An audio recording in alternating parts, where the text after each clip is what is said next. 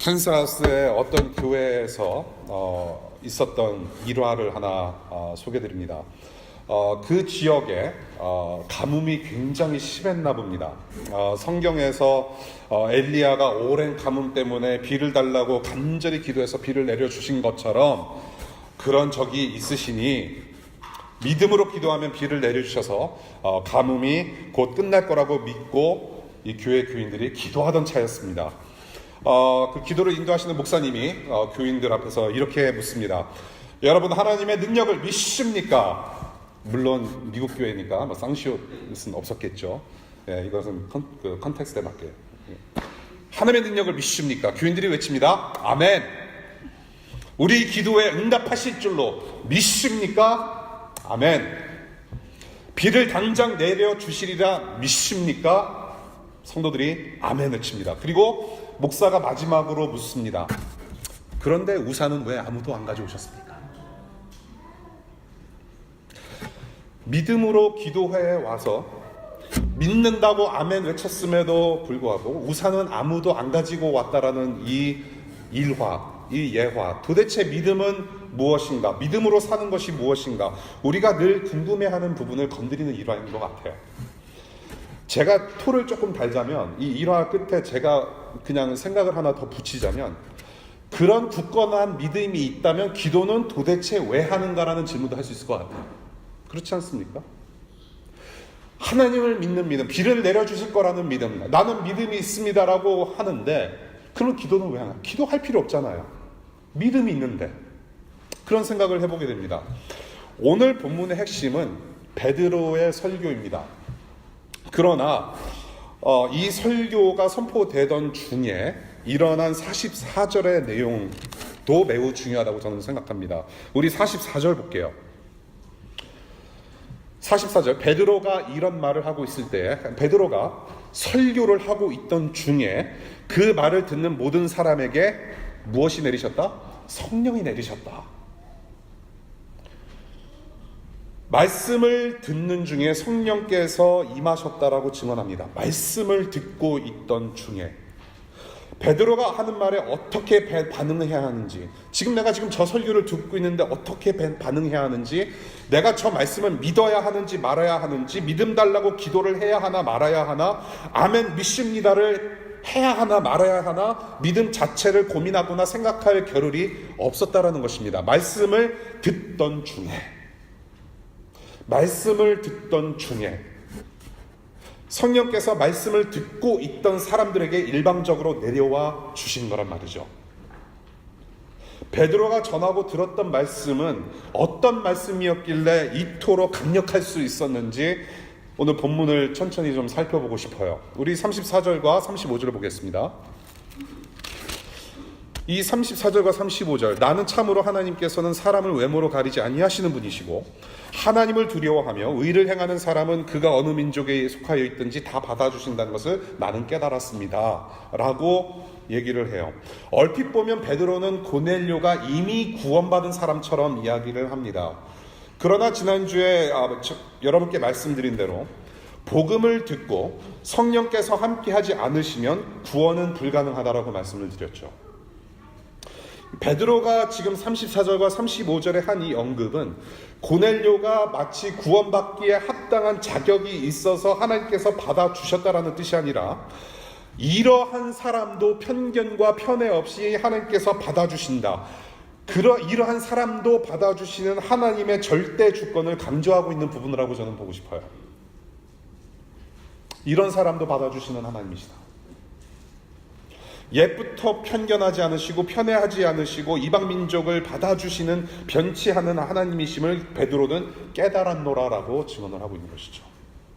이런 깨달음의 고백을 시작으로 이제 본격적인 설교를 합니다. 이 설교, 오늘 베드로가 한 이야기, 이 설교는 지금의 우리에게도 지금 2019년 2월 24일 벌써 3월입니다, 여러분. 내일 모레면 Time flies. 아유, 무서워 죽겠죠. 2019년 2월 24일 워싱턴 DC 백악관에서 몇 블락 떨어지지 않는 곳에서 지금 세계의 주목을 받고 있는 이 워싱턴 DC에서 하나님을 예배하는 여러분들 모두에게 적용되는 말씀입니다. 바로 복음이라고 하는 것입니다. 43절까지 베드로는 예수 그리스도의 복음을 전하고 있어요. 오늘 본문의 핵심 내용인데요. 기독교는 복음 그 자체라고도 할 수 있습니다. 복음 빠진 기독교는 있을 수가 없어요. 복음은 하나님의 영광을 드러내고 하나님이 어떤 분이신지를 가르쳐 주며 이 복음은 또한 우리가 누구이고 이 복음을 듣는 순간부터 저와 여러분들은 어떻게 살아야 하는지를 명확히 알려주는 하나님의 지혜입니다. 주님의 구원받은 자녀 혹은 하나님의 백성이라고 한다면 복음을 설명하실 수 있어야 해요. 복음을 전하고 복음을 말하고 설명할 수 있는 것은 단순히 목사라는 사람이 할 수 있는 특권이 아니라 잡이 아니라 예수님을 믿는 하나님을 믿는 하나님의 자녀들 백성들은 모두가 할 수 있어야 하는 일입니다. 여러분들이 일반 회사에 학교 졸업하고 일반 회사에 입사하기 전에 홈페이지를 통해서 웹사이트를 통해서 내가 들어간 회사가 어떤 회사고 무엇을 추구하고 그 회사의 비전이 무엇이고 사명은 무엇인지 충분히 숙지를 하고 여러분들은 면회가 아니죠. 면접을 보러 가죠. 예, 잘 준비해서 갑니다. 이 회사는 무엇을 만들고 내가 할 일은 대충 무엇이며 그것을 다 숙지해가지고 가요. 하루면 되는 일입니다, 여러분. 그렇죠? 그리고 입사해서 여러분들이 무슨 태스크를 가지고 어떻게 일을 하는지 며칠이면 업무 파악 다 끝나요.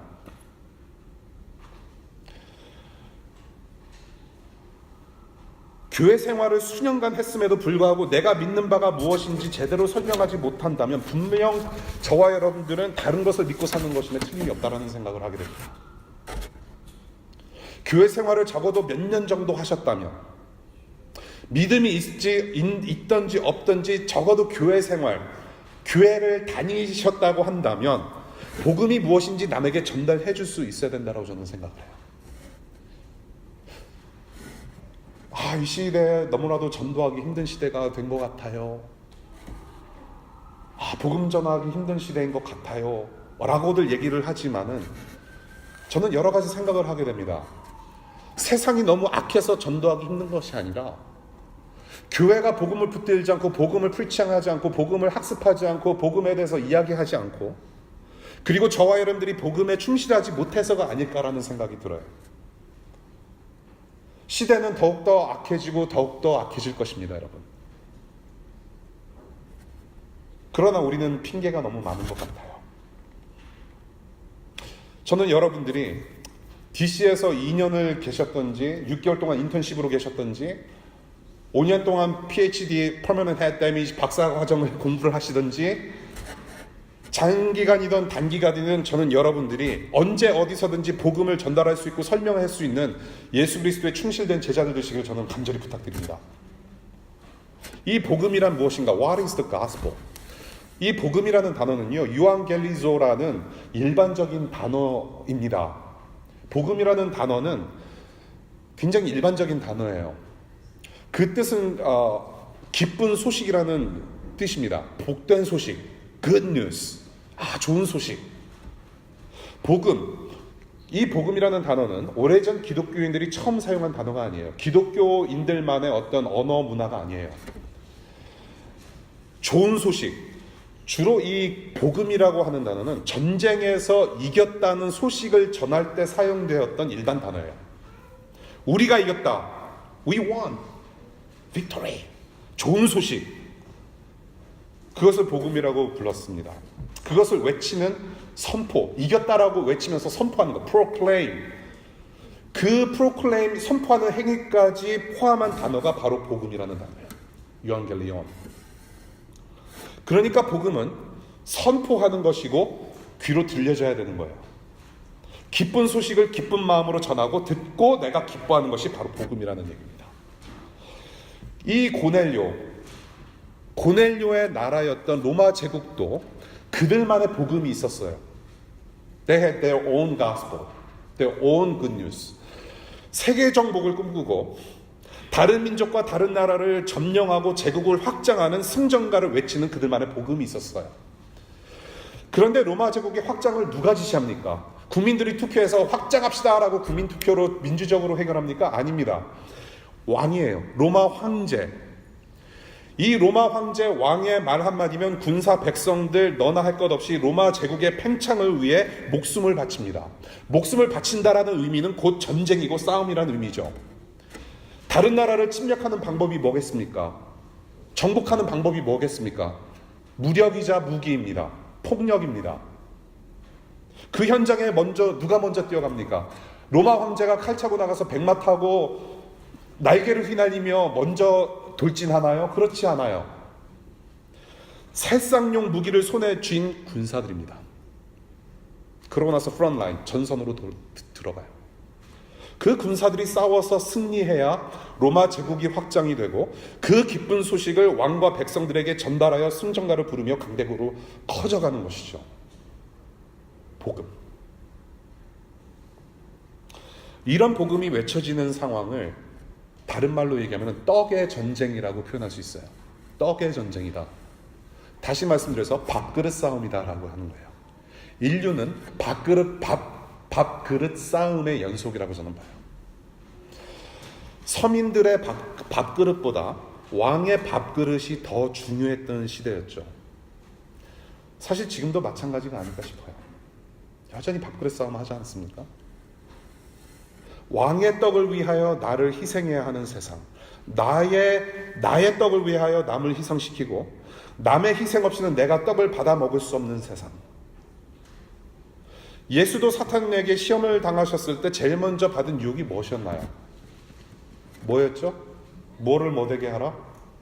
돌들이 떡이 되게 하라.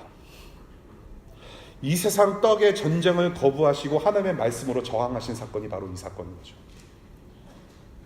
고넬료는 로마 제국의 복음에 상당히 익숙해 있었을 거라고 생각을 합니다. 아니, 이미 고넬료는 이 로마 제국의 복음에 이미 익숙한 사람이라고 말하는 게 저는 나을 것 같아요. 이 제국의 시스템 안에서 제국의 복음을 위해서 최전선에서 승리의 기쁨을 충분히 맛본 로마 군인입니다.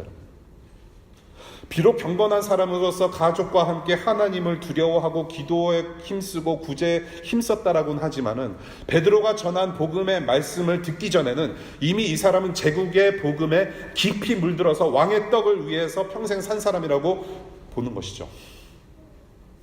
그러한 고넬료가 지금 베드로가 전하는 예수 그리스도의 복음을 듣게 됩니다. 예수 그리스도의 복음, the gospel of Jesus Christ, Christ Jesus.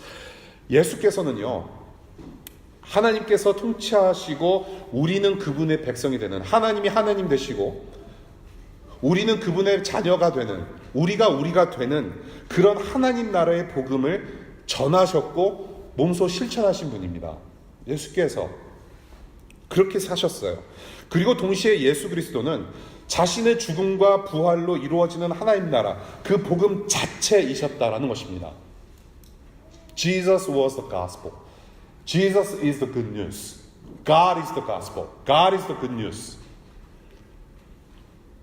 이 예수의 복음을 베드로가 지금 입을 열어서 담대히 선포합니다. 36절 볼게요. 36절. 하나님께서 예수 그리스도의 화평의 복음을 전하셨다고 말합니다. 화평을 전했다. The good news of Christ Jesus in peace. The gospel of peace. 화평의 복음을 전하셨다. 화평의 복음을 전했다라고 얘기를 해요. 화평의 복음. 성경 전체에서 이 복음을 화평의 복음으로 표현한 구절은 이 구절이 유일합니다, 여러분. The gospel of peace through Jesus Christ. 베드로는 왜 화평의 복음이라고 했을까요?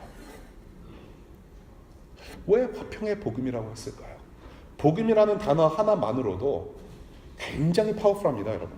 gospel, 좋은 뉴스, good news, 좋은 소식이다. 그런데 명사가 약해질 때 항상 형용사가 붙는 것이죠. 형용사가 수식을 해줘야 명사가 확 살아나요.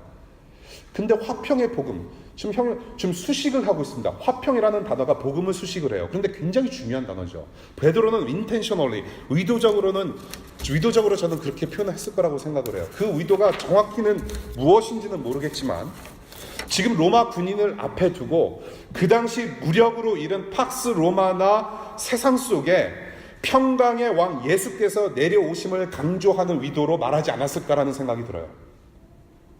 폭력으로 물든, 폭력으로 세상 정복을 확장해 나가는, 세상을 확장해 나가는, 자신의 나라를 확장해 나가는 이 로마 군인을 앞에 두고 평강의 왕이 오셨다. 평화의 복음이 여기 있다. 무력의 복음이 아니라, 진누름의 복음이 아니라 The good news of peace. 평화의 복음이 여기 있다. 로마는 전쟁으로, 폭력으로 다른 민족과 나라들을 침략해서 다스리지만 우리 예수께서는 하나님과 인간들의 평화를 이루신 분이고, 동시에 인간들 사이에 평화를 선포하고 또한 이루시기 위해서 오신 분이다. 로마 제국은 칼로 다스리지만 예수 그리스도는 화평이시다. 그리고 베드로는 만민의 주님이라고 선포합니다. 로마 제국의 주는 누구일까요? Who is the Lord of the Roman Empire? 로마 황제예요. 그가 Lord, He is the Lord. 주인입니다. 나라의 주인이에요. 백성들의 주인이에요. 사람들은 그를 신처럼 섬겼고요. 그의 밥그릇을 위해서 살았습니다. 왕께 충성을 다하라. 그리하면 살리라. 어느 제국이든지 이것은 삶의 방식이에요. 왕께 충성하라. 그리하면 산다. 불법이든 합법이든. 그런 상황에서 예수께서 만민의 주라고 선포하는 것은 군복 입은 자 앞에서는 위험한 정치적인 발언이었고요. 로마 제국과 세상의 시스템 위아래를 뒤집는 혁명적인 발언이었다는 겁니다. 저는 성경 공부를 하면서 몇몇 청년들에게 물어봐요. 예수 그리스도의 복음은, 예수 그리스도는 정치적인 인물이 아니었다라고 저한테 이렇게 딴지를 거시더라고요. He was very political. 세상의 정치를 가만히 놔두지 않는 주인이시며 왕으로 오셨기 때문에 정치적일 수밖에 없어요, 여러분. 지금 로마 군인 앞에서 정치적인 발언도 하고 있어요, 지금. 이제는 너의 왕과 주인은 로마 황제가 아니라 예수 그리스도다. 로마 제국의 복음 안에 갇혀있던 고넬료에게 있어서는 이제는 로마 황제가 주가 아니라 예수 그리스도가 주 되심을 담대히 선포하고 있다는 거예요. 그 왕과 주인이 어떤 일을 하셨다고 합니까? 37절 볼게요. 지금 예수라는 왕과 주인이 무엇을 했냐? 37절, 예수께서 주되심을 나타내 보이신 일은 세례요한으로부터 세례를 받으신 후 여러 지역, 작은 지역에서부터 시작됐다고 말을 하면서 예수께서 이 땅에 계시는 동안 하신 일들을 간략하게 설명하고 있어요. 무슨 일을 했느냐? 38절 볼게요. 38절, 하나님께서 나사렛 예수에게 성령과 능력을 부어주셨습니다. 이 예수는 두루 다니시면서 선한 일을 행하시고 마귀에게 억눌린 사람들을 모두 고쳐주셨습니다. 그것은 하나님께서 그와 함께 하셨기 때문입니다. 이것만 하셨을까요? 죽은 사람도 살리셨고요. 여러 가지 많은 일들을 하셨죠. 여러 많은 일들을 하셨어요. 우리가 복음서에서 읽는 수많은 일들보다도 더 많은 일을 행하셨다라고 복음서 기자들이 얘기를 하죠. 하나님께서 예수께 성령과 능력을 부으셨다. 성령과 능력을 부으셨다. 하나님께서 나사렛 예수에게 성령과 능력을 부어주셨다. 그 의미는 왕이 되기 위해서 그 왕될 사람에게 기름을 부은 것처럼, 그 기름을 부은 것처럼 예수 그리스도를 하나님께서 그리스도요 메시아요 왕으로 인정하셨다는 의미가 있어요. 성령과 능력을 부으셨다. 메시아, 크라이스트, 왕으로 인정했다. 그런데 보십시오. 그 왕으로 인정받은 예수 그리스도께서 그 권능을 가지고 무엇을 하셨습니까? 두루 다니시면서 착한 일들을 하셨고 영적으로 눌림받은 자들을 모두 고쳐주셨다고 증언을 해요. 백성들, 약한 자들, 소외된 자들에게 성부 하나님, 성자 하나님께서 함께 해주셨다는 얘기입니다. 자, 로마 제국 황제는 그 왕의 권위를 가지고 무엇을 하나요? 무엇을 했습니까? 자신의 밥그릇과 안위를 위해서 침략과 폭력과 강압을 일삼았어요. 이 예수라는 왕은 그런데 대조적으로 무엇을 했나요? 백성들을 섬겼어요. 우리는 그것이 우리 인간들을 향하신 사랑이었음을 저와 여러분들은 알고 있죠. 로마 제국의 황제는 자신의 보좌에서 누리는 영광을 유지하기에 급급했지만은 이 예수라는 왕은 하늘 영광을 잠시 뒤로 하시고 직접 성육신으로 인간 세계에 직접 들어오셔서 자기 백성들, 자기가 만드신 인간들과 함께 어깨동무하신 분이에요. 권위가 있다 하여, 능력이 있다 하여 갑질하지 않으시고 을의 세계로 들어오셔서 을과 함께 어깨동무하신 예수 그리스도, 이 예수 그리스도가 바로 너의 왕이다라고 하는 겁니다. 따라서 고넬료가 섬겼던 로마 황제, 자신의 왕과는 전혀 다른 종류의 왕이자 통치 방식인 것인 거죠. 고넬료에게 자신 안에 있던 세계관이 무너지고 대신 새로운 세계관이 활짝 펼쳐지는 순간이 바로 베드로가 지금 설교하는 순간이었다는 것입니다. 그리고 예수라는 왕은 어떻게 됩니까? 39절과 40절입니다. 함께 읽을게요. 우리는 예수께서 유대 지방과 예루살렘에서 행하신 모든 일의 증인입니다. 사람들이 그를 나무에 달아 죽였지만 하나님께서 그를 사흘 날에 살리시고 나타내 보이게 해주셨습니다. 예수를 나무에 달아 죽이고 저주의 상징인 나무에서의 죽음, 매달아 죽게 만드는 것, 십자가에 달아 죽였고 3일 후에 부활하셔서 그분 백성들 몇몇과 함께, 제자들 몇몇과 함께 지내셨다고 증언합니다. 그리고 그 후에 심판자로서 하나님 나라 완성을 위해 오실 분으로 지금 베드로는 선포하고 있습니다. 이 세상 왕들은 백성들을 위해 자신의 생명은 물론이고 자기가 가지고 있는 것들을 앞장서서 이렇게 희생시키지 않습니다. 한국이나 미국이나 전쟁 터지면 누가 먼저 도망갈까요? 특별기 1호기. 여러분들의 대통령은 여러분들 위해서 대신 싸워주지 않습니다. 불편한 진실. 그러나 이 예수라는 왕은 앞장서신 우리의 대장이세요. 자기 자신을 스스로 십자가에 내놓으셔서 우리의 죄와 저주를 한 몸에 뒤집어 쓰시고 죽음으로 하나님 앞에서 우리의 죄값을 다 치러내신 분이에요. 우리의 생명을 위하여, 하나님 나라의 크나큰 복과 그분의 영광을 위하여 자기 자신을 다 내어주신 분이에요. 피 한 방울 끝까지 다 털어내주신 분이 바로 예수 그리스도이십니다. 그리고 예수 그리스도는 다시 살아나셔서 이제는 더 이상 이 세상의 죽음은 죽음이 아니라는 것을 몸소 보여주신 것이죠. 부활의 사건입니다. 영생의 빛을 비춰주신 것이죠. 죽음에서 너희들은 운명이 끝나는 것이 아니고 영원한 생명이 있다. 영원한 생명이 있다.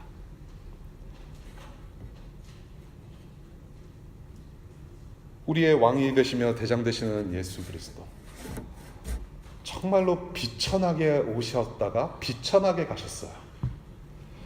적어도 인류 구원을 위해서 오시는 분이라면 천군 천사를 대동하여 칼 좀 차시고 백마 타시고 날개 달린 백마, 이왕이면 좀 뿔 하나 달린 유니콘 같은 좀 그런 이미지로 좀 오시고. 그런데 우리의 왕은, 그 총사령관 되시는 대장 예수 그리스도는 마국간에 말구 위에 누이셨어요.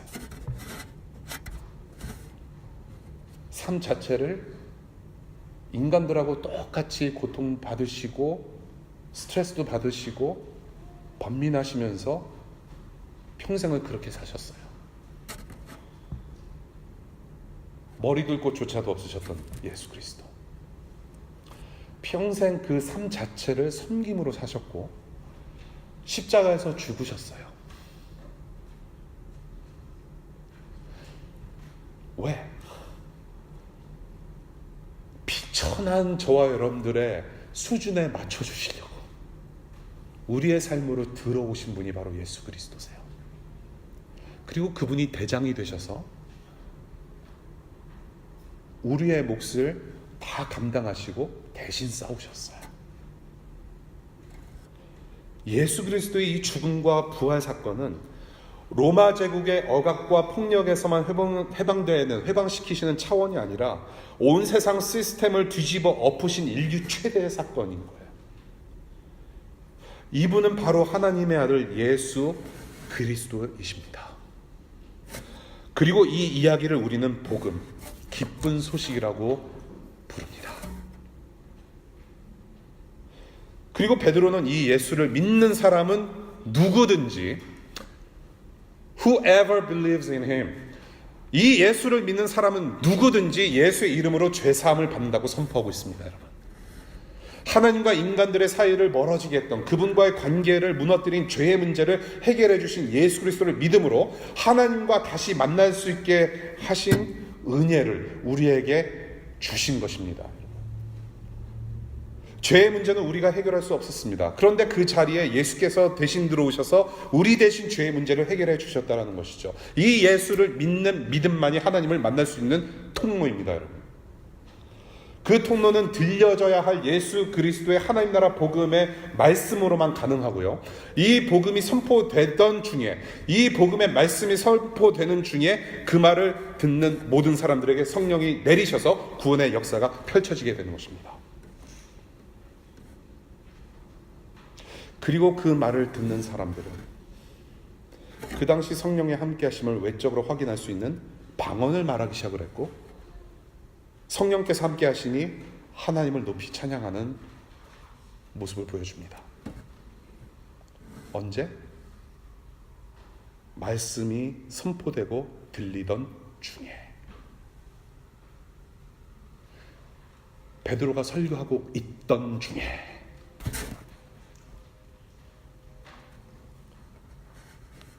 성령이 내려오셨고 하나님을 찬양합니다. 성경책 가지고 계신 분들, 우리 로마서 10장 17절 보겠습니다. 로마서 10장 15절부터 볼게요. 아니 14절부터 볼게요. 로마서 10장 14절. 그런데 사람들은 자기들이 믿은 적이 없는 분을 어떻게 부를 수 있겠습니까? 또 들은 적이 없는 분을 어떻게 믿을 수 있겠습니까? 선포하는 사람이 없으면 어떻게 들을 수 있겠습니까? 15절. 보내심을 받지 않았는데 어떻게 선포할 수 있겠습니까? 성경에 기록한 바 기쁜 소식을, 복음을 전하는 이들의 발걸음이 얼마나 아름다우냐, 한것과 같습니다. 16절. 그러나 모든 사람이 다 복음에 순종하는 것은 아닙니다. 이사야는 주님, 우리가 전하는 소식을 누가 믿었습니까? 하고 말하였습니다. 17절 잘 보세요. 그러므로 믿음은 들음에서 생기고 들음은 그리스도를 전하는 말씀에서 비롯됩니다. 예수 그리스도의 복음을 들음으로 믿음이 생깁니다. 말씀을 들음으로 믿음이 생긴대요. 베드로가 설교하던 중에, 그들이 이 말씀을 듣던 중에 43절 누구든지, 44절 모든 사람이, 말씀을 듣던 모든 사람이. 보십시오. 말씀을 듣던 중에 믿음을 고민하거나 생각할 겨를 없이 말씀 듣던 중에 일방적인 구원을 체험한 겁니다. 여러분, 이 베드로의 설교, 저는 이번 주에 계속 묵상하고 타임아웃, 우리 아침 묵상 본문이었죠. 이 말씀을 계속 묵상하면서 이 베드로 둘째 형님이 첫째 형님 바울과 못지않은 엄청난 설교를 하셨다. 저는 매료됐어요.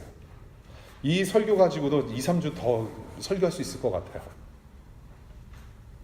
그런데 베드로가 엄청나게 멋진 설교를 해서 이 설교 자체의 능력이 있어서 고넬료가 바뀐 것은 아니었다는 얘기입니다. 여러분,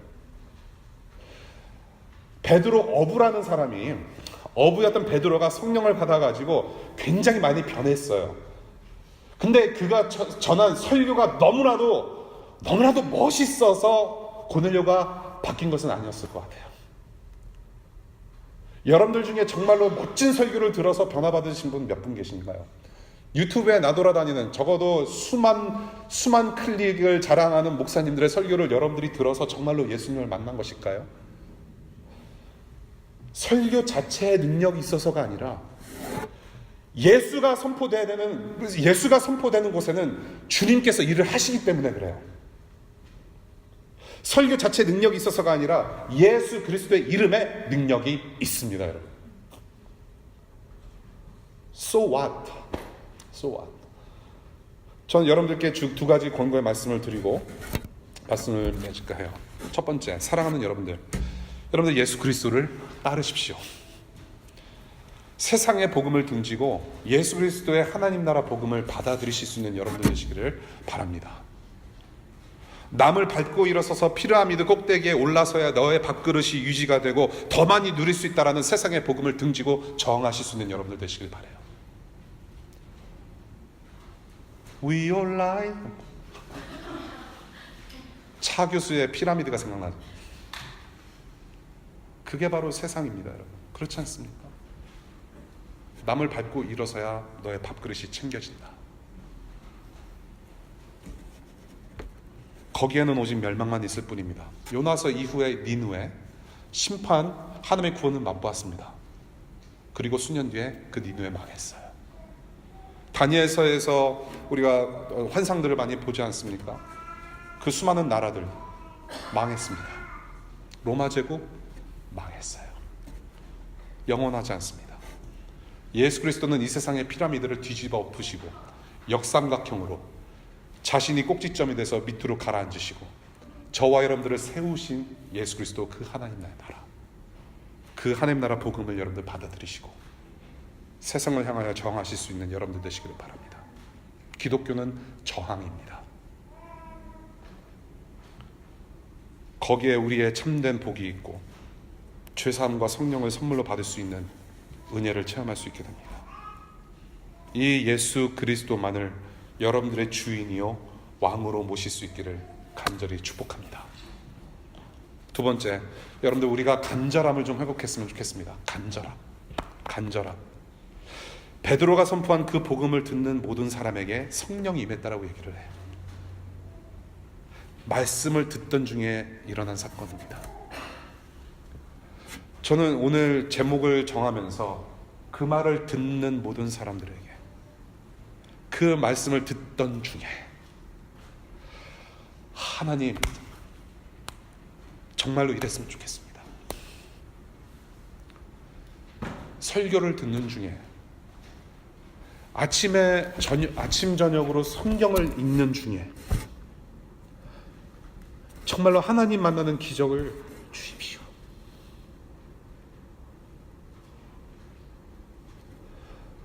이 고넬료와 일가족과 친구들이 누렸던 은혜를 주십시오. 간절함이 생겨요.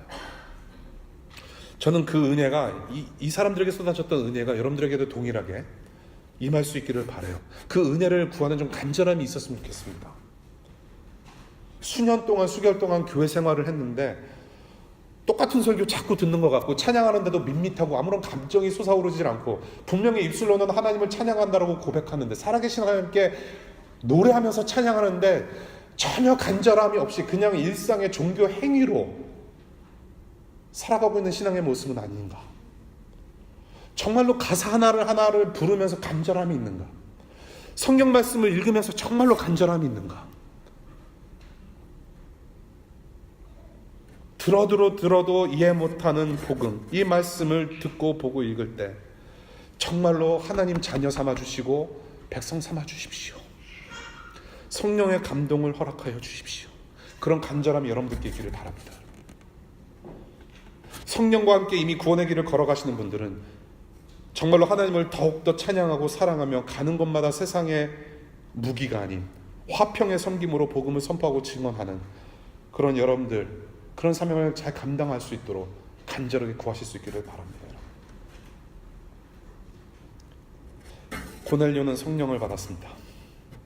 성령 받은 사람들은 함부로 영적 갑질하지 않습니다. 성령을 받은 사람들은 함부로 정죄하지 않습니다. 너는 죄인이다, 그것은 죄다라고 함부로 말하는 사람이 성령 받은 사람이 아니라 성령을 받은 사람은 하나님을 찬양하는 사람들입니다. 말씀드릴게요. 그 말을 듣는 모든 사람에게 정말로 이곳이 그런 곳이 될 수 있으면 좋겠어요. 복음을 말하고 듣고 그 복음을 일상에서 살아내는 복음 공동체가 되었으면 좋겠어요. 세상 복음을 등지고 예수 그리스도의 복음을 듣고 변화된 이 고넬료, 그 이후에 군복을 벗었는지는 잘 모르겠어요. 아무런 역사가 그것을 얘기를 하고 있지 않아요. 그런데 중요한 것은 그는 복음을 들었고 죄사함과 성령의 선물을 받았다라는 사실이에요. 이보다도 더 중요한 것이 무엇이 있을까요, 여러분? 여러분의 모습이 어떠하든지, 여러분들의 직업이 무엇이든지, 여러분들이 받은 최종 학력이 무엇이든지, 지금 어떠한 고민을 가지고 무슨 일을 하고 무엇을 하든지, 여러분들이 믿음 자체를 고민하는 것보다 더 중요한 것은 지금 오늘 고넬료에게 부으셨던 그 하나님의 사랑과 은혜가 여러분들에게도 임했다는 사실이고, 더 중요한 것은 오직 예수 그리스도만이 우리 모두의 주인이요 왕이라는 사실입니다. 기도하겠습니다.